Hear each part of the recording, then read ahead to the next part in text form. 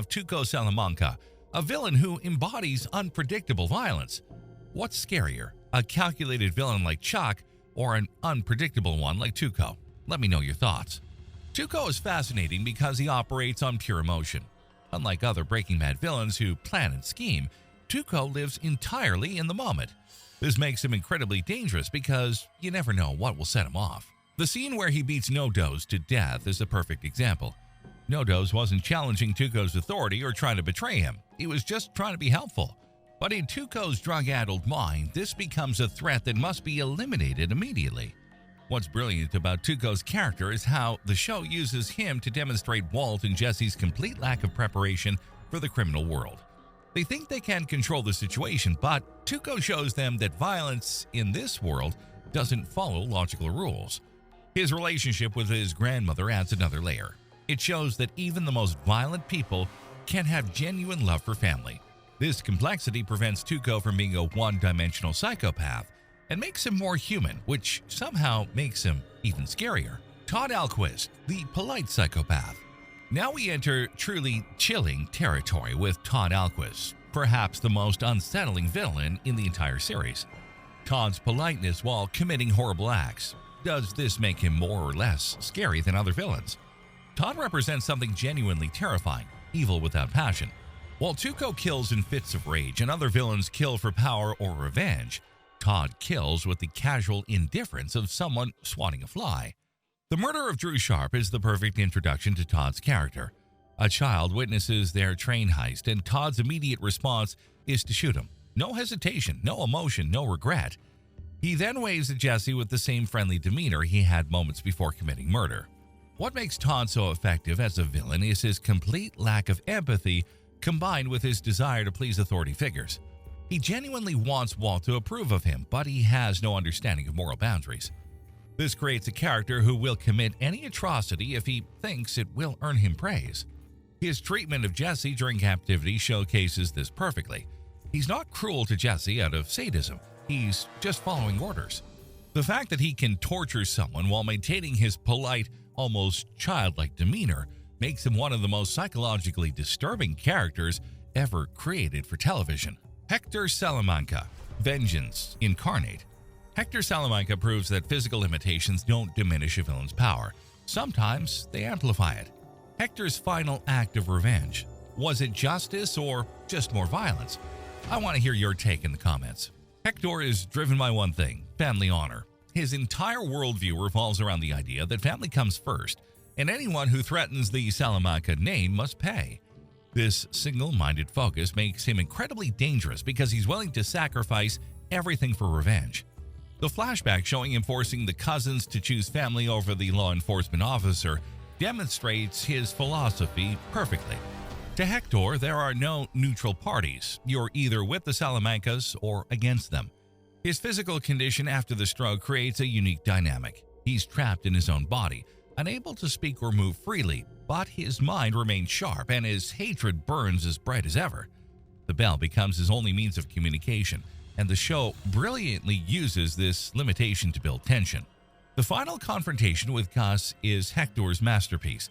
He's willing to die to take down his enemy, and his expression of pure satisfaction as the bomb explodes shows that he considers this a worthy trade. It's a moment of triumph for a character who spent years being humiliated and powerless. Lalo Salamanca, Charismatic Danger. Lalo Salamanca brings something unique to the Breaking Bad universe, a villain who's genuinely likable even as he commits horrible acts. Could you see yourself being friends with Lalo if you didn't know what he was capable of? Lalo's charm is his greatest weapon. He can walk into any situation and immediately put people at ease with his smile and casual demeanor. This makes him incredibly effective at gathering information and manipulating people because they don't see him as a threat until it's too late. His investigation of Gus's operation showcases his intelligence. While other Salamancas rely on intimidation and violence, Lalo uses his brain. He pieces together clues, follows leads, and builds a case against Gus with the thoroughness of a detective. The murder of Howard Hamlin is Lalo at his most terrifying because it comes out of nowhere. Howard is completely innocent, just in the wrong place at the wrong time, and Lalo kills him with the same casual ease as someone might swat a mosquito. The fact that he does this while maintaining his friendly demeanor makes it even more chilling. Lalo's final confrontation with Gus reveals his true nature. Even facing death, he's laughing and smiling because he knows he's caused chaos and disrupted Gus's carefully laid plans. He dies as he lived, finding joy in the destruction he's caused. Jack Welker, Ruthless, Pragmatism. Jack Welker represents organized evil, violence as a business model rather than personal passion. Jack's gang versus other Breaking Bad villains. Who would win in an all-out war? Make your predictions in the comments below. Jack is terrifying because he treats murder like any other business transaction. There's no emotion involved, no personal vendetta, just cold calculation about what needs to be done to maintain power and profit. His execution of Hank and Gomez demonstrates this perfectly. He's not angry at them or seeking revenge.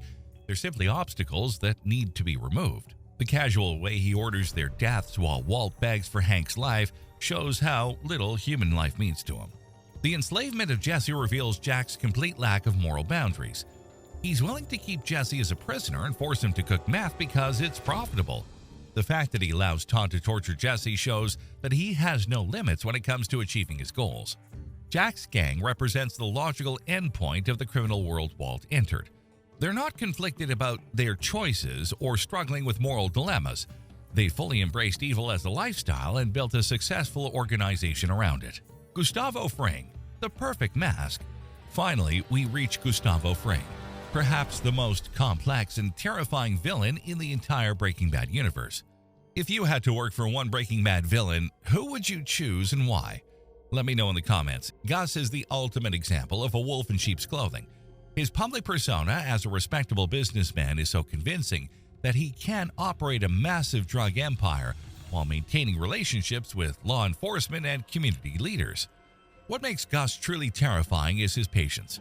While other villains act on impulse or emotion, Gus is willing to wait years to achieve his goals. His revenge against the Salamanca family spans decades, and he's methodical in destroying each member of their organization. The box cutter scene with Victor showcases Gus's calculated use of violence. He doesn't kill Victor in anger, he kills him to send a message to Walt and Jesse. Every action is deliberate and serves a larger purpose in his grand strategy. His final confrontation with Hector reveals the depth of his hatred. For just a moment, his mask slips completely, and we see the rage that's been driving him all these years. The fact that this momentary loss of control leads to his death makes it even more powerful. Gus represents the pinnacle of criminal evolution, someone who has learned to weaponize respectability and use society's assumptions against itself. He's proof that the most dangerous villains are often the ones we never suspect.